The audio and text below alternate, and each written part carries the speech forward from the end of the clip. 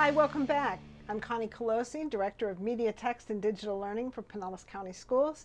In our episode today, we are learning about the library media programs here within Pinellas County Schools for 2021. We have our brand new library media program coordinator, Bronwyn McCarthy. And Bronwyn, when we think about a media specialist, we think about children going to the library and making a selection and taking out a book and taking it home and reading it and bringing it back. And it's all a very physical activity. And so obviously since March, we haven't been doing that. And we have quite a few students in Pinellas County Schools that are going to be doing My PCS online. And there may be restrictions within the schools for going other places and getting our hands on things, at least to start this school year. So what are media specialists going to do with all of that? Okay, so like I said, fortunately here in Pinellas County, we've provided a lot of different resources that we can share digital information over. And we've been building these as the years go by, and I want to show a couple of those now. So this is Clever, and so anything I'm going to show in this part of the clip will be, your students can find this in Clever, teachers and staff can find this in Clever as well. I have favorited them, so they are here at the top, but you can also scroll down to the resources in the district, and that is where they are found. And so all I've done is just made them a favorite, and they're at the top of Clever, so I don't have to keep scrolling for them. So first and foremost is Destiny Discover. This is our forward-facing library catalog.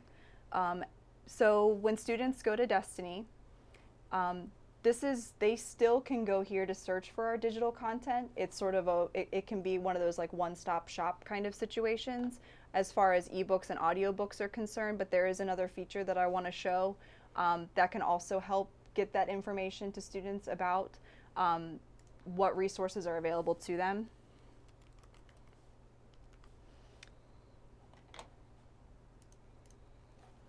So they would search for their school. They don't have to put anything in location. They can just go ahead and find their school. It knows you're here in Florida when you do that. So when students log into Destiny Discover, obviously they will see the physical books that are in the collection. And so like you said, this will depend on sort of what the preferences are for the school as far as physical book checkouts are concerned. But you can also scroll down and you can see where ebooks and audiobooks are also populated here. And so if you were to click on one of these, it will then take you out to one of our other databases, and I'll go through those individually in just a second. The other thing I wanted to show here is there is an ability for library media technology specialists to build what are called collections. I use this a lot at Carwise Middle School. You'll see some of them that I made here.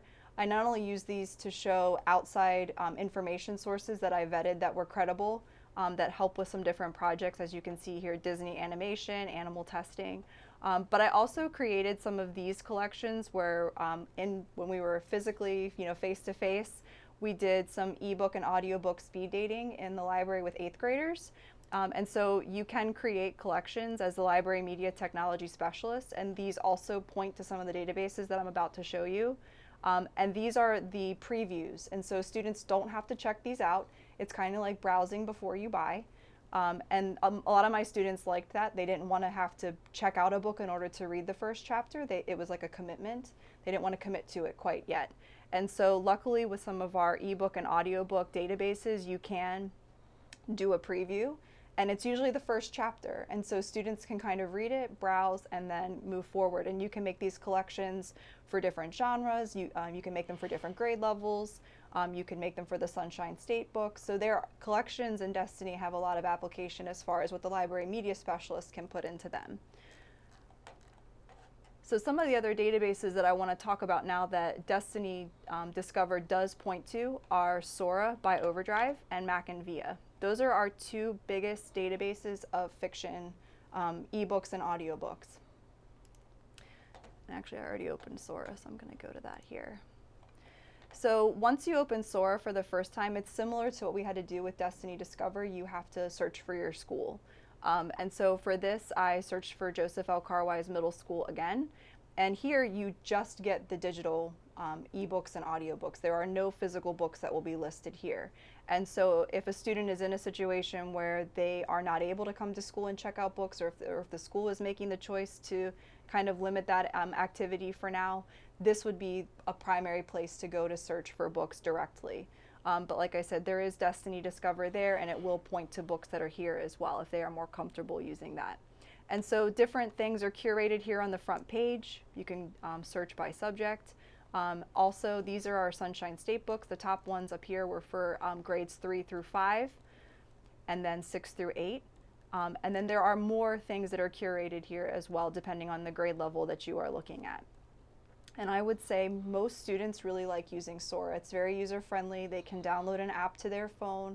It can connect you also to your public library, that if you happen to have a library card, that's kind of a way to connect the two databases, because they will often have books that maybe we haven't purchased, or they will have extra copies of things.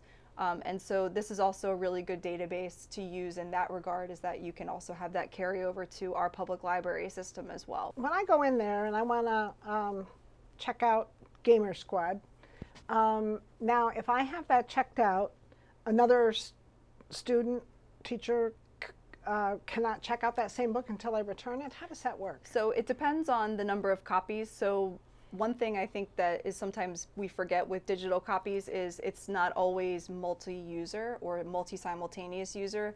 It is sometimes literally one ebook to one user. And so it really just depends on the book. So if we click on the Bridge Home, we'll give you some information here about the book, but then there is the ability to borrow. And so as long as you see the word borrow, it means that there is a copy available to you to check out. Otherwise, it will say place a hold. So if it does say place a hold, you know someone else has that book checked out, but you can still place a hold on it. The checkout period is usually 1 to 2 weeks. It depends on the book that's here in the system. And those books get automatically returned if someone has it on hold. So that person who is reading it only has that short window of time, but then that new person will then notice that that book is there in their account after the 1 to 2 weeks, depending on the checkout period that's established. And so it's kind of nice in that way. You don't ever have to worry about remembering where you put your book. And let's just say, for example, you had your 2-week window, but you didn't finish. You go back on the wait list. You say, well, I'm not finished. I want to finish this book. It was really good. The system will remember where you left off. Oh. So you don't have to remember the page number where you were. It'll know that you had the bridge already, and it'll take you right back where you left off. You can also highlight, you can take notes while you're reading, which might be have some application for classroom use as well if your teacher's asking you to do some close reading of a text. And so there are a lot of benefits to these systems. Even though it sounds like that 1 to 2 week checkout period is restrictive, you're not limited. You can go back and check it out again once a copy is made available. And what we try to do, especially for our Sunshine State books, is we try to make multiple copies available at all times. And we do monitor, you know, if a book is really popular, we try to supplement with extra copies. So we are able to sort of do more collection development as a result with this on the fly, instead of making one decision for the whole school year with a physical book and how many copies you're going to buy. These systems allow us some flexibility to adapt to the need of our students and our staff. And so there is also that benefit to this situation as well. The next one that I wanted to show is Mac and Via. So Mac and Via is a different database, but it's the same kind of content. You've got both your ebooks and your audiobooks. I would say with Mac and Via, there are more titles that are offered that are multi-use or simultaneous multi-user. And you'll know that because they will say like open now, like these top ones do. They will say open now versus this only having a checkout situation. And so this is a little bit more of a flexible system as far as that's concerned. And there are multi-user books, and they usually say it front, you know, right as soon as you're looking at the title, that this is a multi-user book. It can be used in a classroom setting as a class novel or a class piece of nonfiction to reference. And so that maybe is not always available with Overdrive and Sora. That's more of a traditional one copy, one borrower situation. But know that Mac and Via has a little bit more flexibility with multi-user texts. And that's why we have the two separate databases, because where one kind of left off, the other one picks up.